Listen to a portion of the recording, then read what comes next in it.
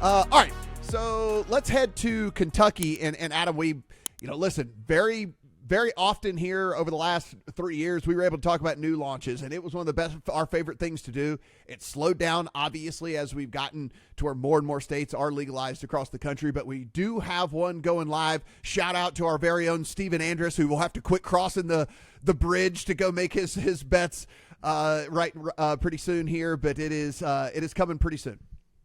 So I want to address the Stephen Andrus situation here Yes. for a moment, and I'm going to take it back to when I used to work in politics, and I used to work in Washington, D.C., and at the time, that was the only place where I could get a Five Guys burger, right? It was I remember on my lunch break when I had an hour taking the subway 20 minutes to the Five Guys, taking my 20 minutes to eat and taking my 20 minutes to get back on my lunch break because Five Guys mattered that much to me. Our buddy Steven places a lot of wagers, and I'm really hoping that having it in his pocket right next to him in Kentucky will lead to, let's just say, a little more slower pace. Discretion. When it comes to a little more discretion from our buddy. Shout out the Lions of Megapod. Check us out every Friday. But for real, this guy was on twice a week making the trip across the bridge. Listen, that's dedication. That's whatever. But there were a lot of people that were doing that. We mentioned this all the time. The geography of a lot of these places, I mean, it was easy for him to do it. Yeah, it took half an hour. But I mean, it was very easy for him to do it. And he certainly wasn't the only one doing it. No, and that's part of what we're actually exploring at LSR. That's some content that you can check out by our Pat Evans at Legal Sports Report this week, where Pat is exploring what is the effect going to be on neighboring states by this Kentucky launch, Indiana being one of them. But you have states surrounding Kentucky that all have legal sports betting. So we're taking a look at what we think the revenue effect of that is going to be. We're also taking a look at what we think the revenue effect will be of allowing 18-year-olds to be able to wager, as a couple of the sports books are going to offer under Kentucky law, which allows 18 plus to be able to bet. I would also point to a great article that our Eric Ramsey did projecting the overall revenue for the market. He thinks that Kentucky sports betting between here and the end of 2023 can generate $1 billion in handle and $100 million at least in revenue. And so I would suggest everybody go check out those stories at Legal Sports Report.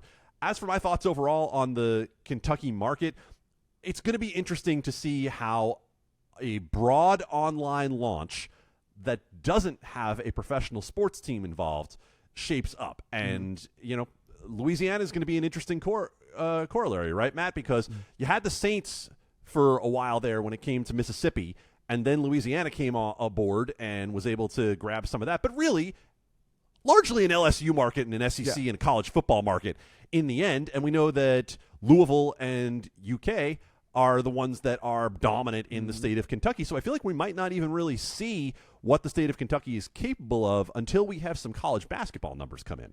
Yeah, and the thing is, you can go in. One of the interesting things about Kentucky, if you go, there is a directional Kentucky college for basically every single direction you can come up with. There is a Northwest Kentucky, Southwest Kentucky, an East-West Kentucky, a North-South Kentucky. East-West Kentucky. It's like the longest list of directional schools you'll ever see there in Kentucky. Yeah, I mean, I'm with you.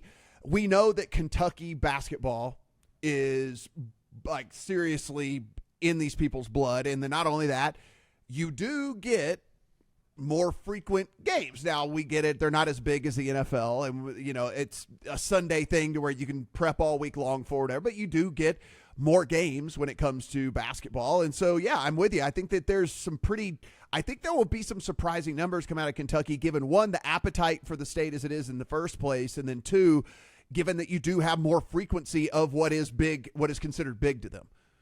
The only thing I would use as a devil's advocate to both of us, because to both of the points that we just made, is something very interesting that Eric Ramsey pointed out, which is that Kentucky is a bottom 10 state per capita in household income. And so there will be some question as to how much there is to bet there. And I think there'll be some question from the Wales aspect of how many large players do you have and who can attract those players, because there aren't as many to go around. And you do have some new entrants like 365 and others who are getting into that market. Yeah, it's there might be a lot of users and maybe not a lot of high-end users there in Kentucky, but I think they'll be, listen, $20 bettors have a place in this world too, Adam. $20 bettors. Always. $10 bettors have a place in this world as well.